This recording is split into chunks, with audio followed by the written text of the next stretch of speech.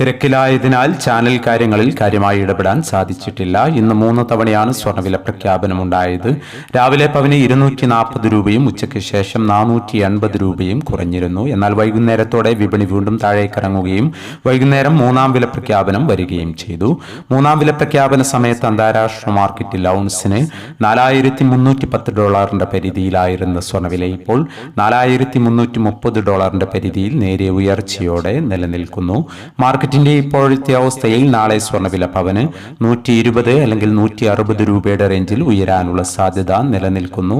എന്നാൽ മാർക്കറ്റിൽ മാറ്റങ്ങൾക്ക് ഇനിയും സമയം ബാക്കിയാണ് എന്നുകൂടി ഓർമ്മപ്പെടുത്തുകയാണ്. ഇപ്പോൾ തങ്കവില ഗ്രാമിന് കാലിക്കറ്റ് 13,550, തൃശൂർ എറണാകുളം 13,560 എന്നീ നിലകളിലാണ് എത്തി നിൽക്കുന്നത്. എല്ലാ വ്യൂവേഴ്സിൽ നിന്നും ഒരു ലൈക്ക് പ്രതീക്ഷിച്ചുകൊണ്ട് ഇന്നാദ്യമായി വീഡിയോ കാണുന്നവർക്കായി ഇന്നത്തെ സ്വർണ്ണവില ഒന്നുകൂടി പറയുന്നു. വൈകുന്നേരം പവന് 240 രൂപ കുറഞ്ഞു. ഇന്ന് 31/12/2025.